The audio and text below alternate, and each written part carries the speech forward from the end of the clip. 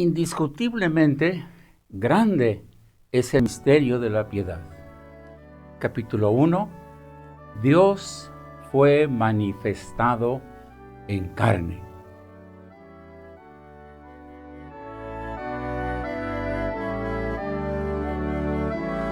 Oh gran creador del universo, ser infinito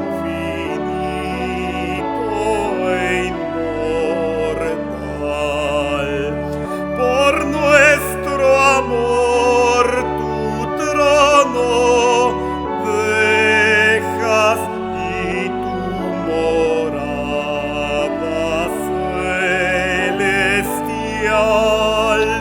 Entre pañales naces pobre para en nuestro mundo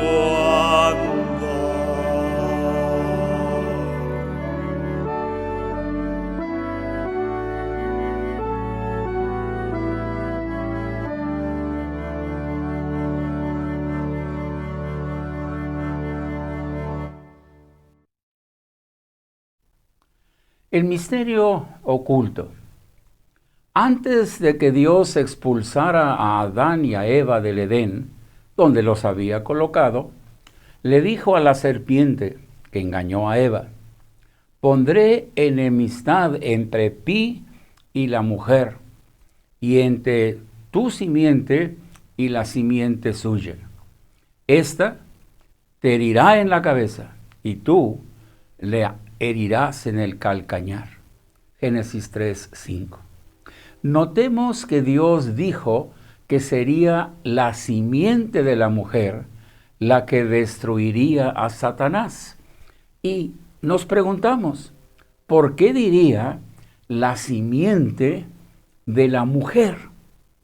¿Qué verdad nos oculta? Revelación parcial. Por boca de Isaías, Dios profetizó: he aquí que la Virgen concebirá y dará a luz un hijo, y llamará su nombre Emmanuel.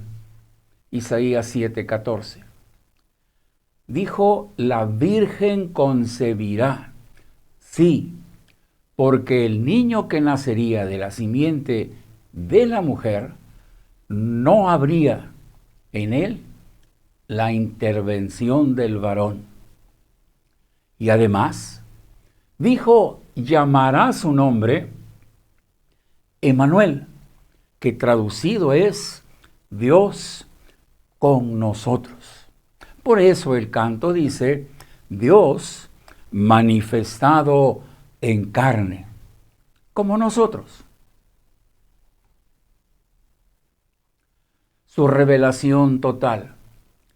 En una de las epístolas, el apóstol Pablo escribió: cuando vino el cumplimiento del tiempo, Dios envió a su Hijo, nacido de mujer, nacido bajo la ley, para que redimiese a los que estaban bajo la ley, a fin de que recibiésemos la adopción de hijos. Gálatas 4 y 5.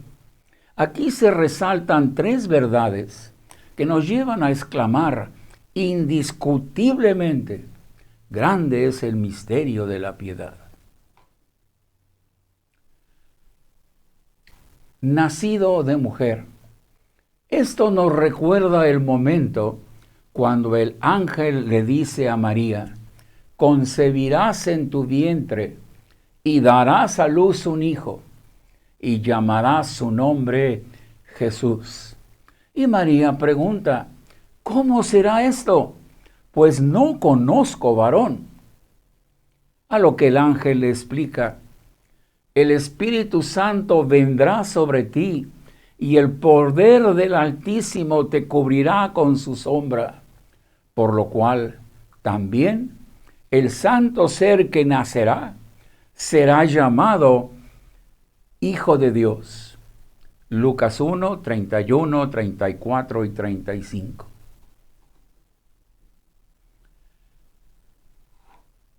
Aquí hay algo más del misterio. El santo ser que le nacería a María es Dios manifestado en carne. Es decir, se vistió de carne y sangre para vencer a Satanás como el postrer Adán. Entonces, el niño que nacería viviría bajo la ley, estando en la condición de hombre. Viviría cumpliendo cada mandamiento, estatuto y decreto escrito en la Biblia. Por eso el Señor Jesús dijo: no penséis que he venido a abrogar la ley y los profetas. No he venido para abrogar, sino para cumplir. Mateo 5:17. La tercera verdad nos revela el propósito de todo lo anterior. Por eso leemos: aunque era hijo, por lo que padeció, aprendió la obediencia, y habiendo sido perfeccionado, vino a ser autor de eterna salvación para todos los que le obedecen. Sí, el niño que nació en Belén, estando en la condición de hombre, se humilló a sí mismo, haciéndose obediente hasta la muerte y muerte de cruz. Filipenses 2:8. ¿Qué aprendemos de la frase Dios fue manifestado en carne? Por ser poesía hebrea, no podemos separar las dos primeras frases del himno, que son: Dios fue manifestado en carne, 1. 2. Justificado en el Espíritu, en las que claramente se observan las ideas paralelas. Carne y espíritu, manifestado y justificado. Entonces, en este primer verso del himno, pensaremos en manifestado y carne. ¿Qué nos manifiesta ver a un niño acostado en un pesebre? Y aquí introducimos la otra palabra, carne, es decir, lo que tú y yo somos. Ante el advenimiento de Navidad, preparemos nuestros corazones para que cualquier objeto, pintura o escena que veamos y que representa el nacimiento de un niño en Belén de Judea, nos recuerde, 1, el amor del Padre. Que el ver un pesebre nos recuerde el amor del Padre, amor que dio a su Hijo unigénito, y tratemos de comprender qué es lo que le significó al Padre dar a su Hijo. Significó verlo nacer como un niño indefenso, por quien todo tendría que hacerse. Verlo luchar contra Satanás dentro de las limitantes de un ser humano y estar presente y captar cuando sería injuriado, azotado, crucificado y sí, cargado con nuestros pecados. Y sobre todo, dejarlo solo para que en la condición de hombre combatiera al diablo y ganara la victoria. La disposición del Hijo. Cuando el Consejo Divino decidió que crearían al hombre y a la mujer a imagen y semejanza de Dios y le darían la libertad de elegir, ellos vieron la necesidad de preparar un medio de salvación para la raza humana. Hechos 2:23. Pues en su omnisciencia vieron que al ser tentados por Satanás, sus criaturas pecarían. Fue entonces en la eternidad, que el Hijo de Dios se ofreció a despojarse a sí mismo, tomar forma de siervo y estando en condición de hombre, humillarse a sí mismo, haciéndose obediente hasta la muerte y muerte de cruz. Filipenses 2, 6 al 8. La oferta de Dios. Esta tercera verdad es la que hace más que exclamemos: indiscutiblemente grande es el misterio de la piedad. Y es que aquí se destaca lo grande de la oferta de Dios, pues no excluye a nadie. Y lo sencillo de lo que Dios pide de aquellos a quienes les otorgará esa salvación y el ser adoptados como sus hijos. Los requisitos los podemos reducir a 3. Desde Juan el Bautista se oyó la orden: arrepentíos. Mateo 3:2. Y el Señor Jesús volvió a enseñar la necesidad del arrepentimiento en sus predicaciones. También el apóstol Pedro lo marcó en Pentecostés, al responder la pregunta del pueblo: varones hermanos, ¿qué haremos? Dios pide que antes de que Él actúe, sintamos dolor por los pecados cometidos, antecedente necesario para aborrecerlos y jamás volver atrás. Esto nos lleva al segundo requisito: convertíos. Hay 2 puntos en esta orden que no se entienden con claridad. Yo debo estar convencido de que no puedo seguir pensando y haciendo lo que antes pensaba y hacía. Debo aborrecer todo lo que antes era y amaba. Pero Dios, quien conoce nuestra condición, sabe que el cambio no está a nuestro alcance. Por tanto, si yo decido cambiar y reconozco que no poseo el poder para lograrlo, Él se ofrece a hacerlo si me comprometo a obedecerlo en todo. Y esto introduce el tercer requisito: creed el Evangelio. La orden de Cristo fue: arrepentíos y creed el Evangelio. Marcos 1:15. El apóstol Pedro le dijo a Cornelio: todos los que en él creyeren recibirán perdón de pecados en su nombre. Hechos 10:43. También el apóstol Pablo dijo al carcelero de Filipos: cree en el Señor Jesucristo y serás salvo. Hechos 16:31. Preguntamos: ¿qué nos dice el Evangelio y qué es lo que hemos de creer? 1. Que el Señor Jesucristo fue entregado por nuestras transgresiones y resucitado para nuestra justificación. Romanos 4:25. El niño de Belén vino para dar su vida en rescate por muchos. Marcos 10:45. Creer esto debe asegurarle a tu corazón que todos tus pecados fueron perdonados y olvidados por nuestro Padre Celestial. Porque esto fue así, Él nos ve como si nunca hubiésemos pecado y nos puede aceptar como sus hijos.